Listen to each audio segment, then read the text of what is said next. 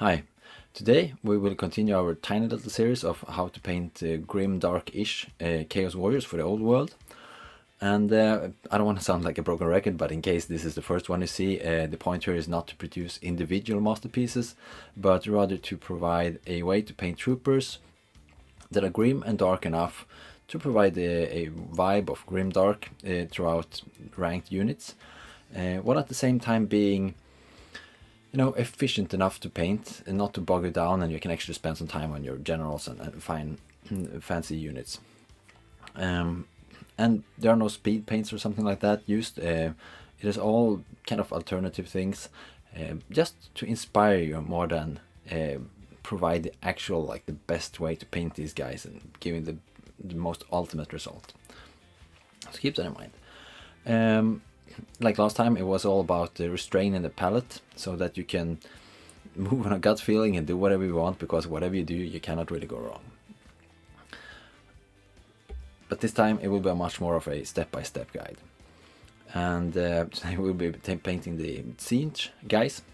Probably butchered that name, but I think you're smart enough to understand which god I mean. So let's just jump to the painting.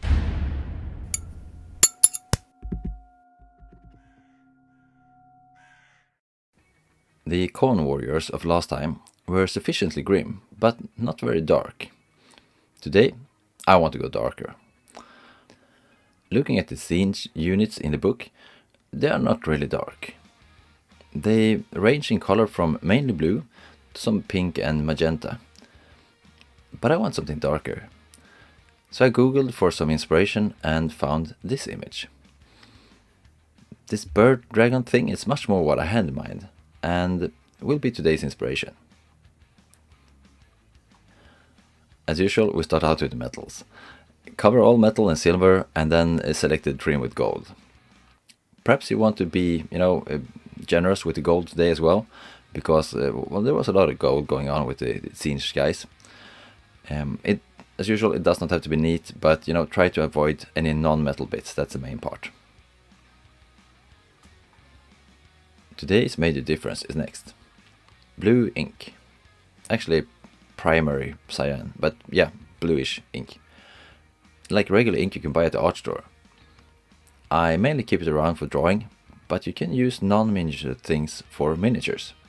True story. Use the ink to cover all the metal, except the weapon. Just put some irregular spots there. This ink is some really strong stuff. It's quite literally paint concentrate, so dilute it slightly with plain water.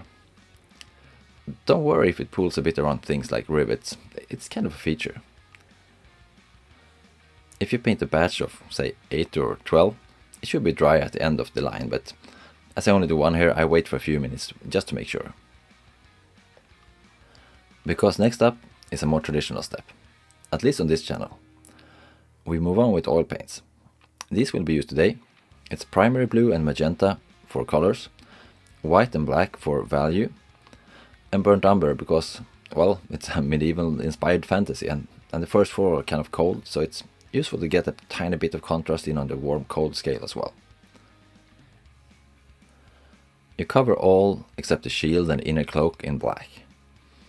Start with the armor and go in quite heavy, and preferably with no white spirit.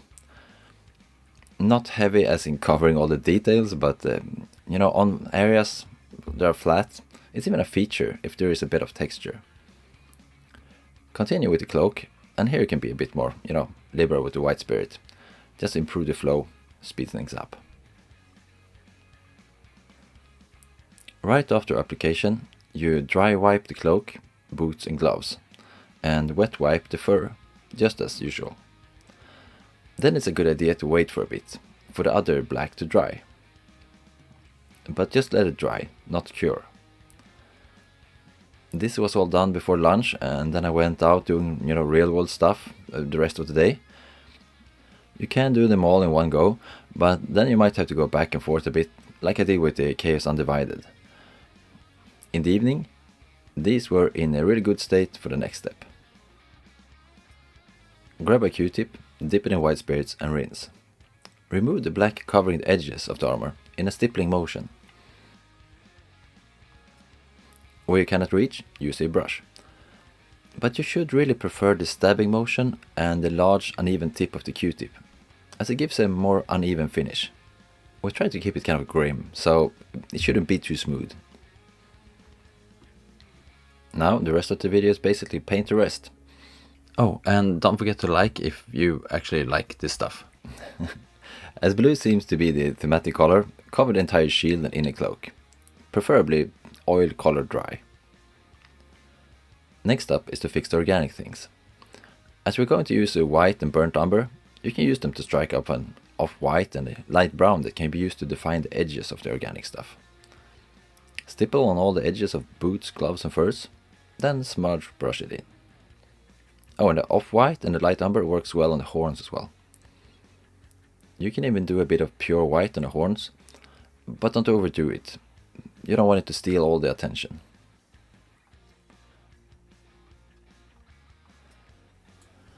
Then you come to the fun part, at least with oils, transitions. Bring out the magenta and stipple it on the bottom of the shield and the cloak. Then bring out a wider brush or even a Q-tip and blend. If you get too much paint on the brush, wipe it off on a piece of paper.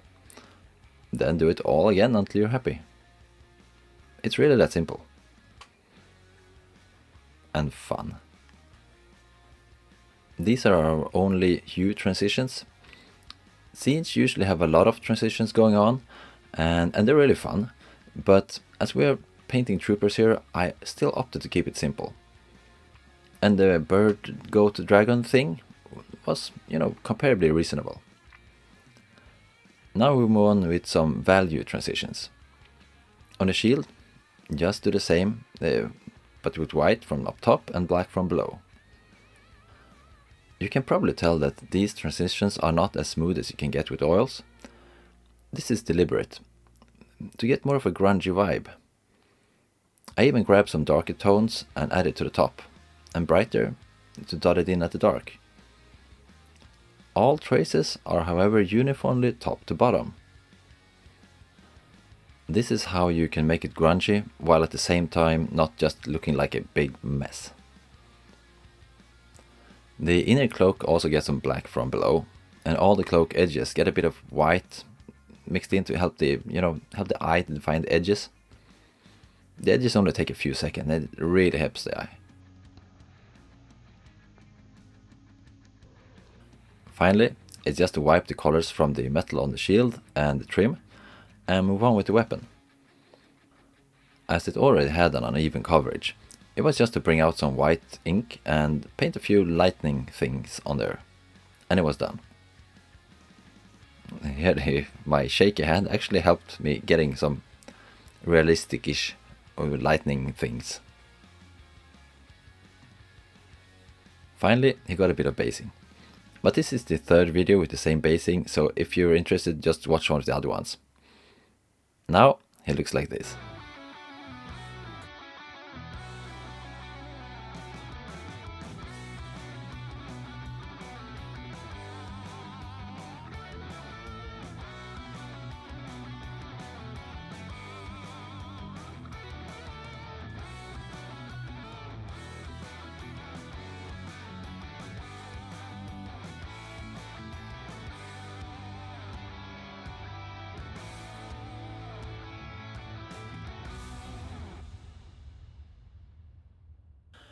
In the end, I think this is quite a decent 30-minute paint job. Some parts are better, some parts are worse. Some parts could use a little bit more love. Like I could probably bring in a yellow and do a little rope and the skull in a better way. But I decided not to because I want to keep the color scheme clean. One thing I do like is the armor, which turned out really well. I'm really happy I didn't mix the blue ink into the silver, because that would give a really even coverage. Now it was a bit uneven, and then covering it up with black, it gives an even more uneven coverage, but at the same time being coherent all over the unit. And the shield is also very nice. I like the sort of smooth transition, which is smooth and grungy at the same time. and also being quite bright at the top, which contrasts really well to the sort of black stuff behind it. I'm really happy about that. Things that did not look as well, obviously I have to mention the magic weapon. Quite honestly, if you want to make a magic weapon, you should probably look at someone else's video.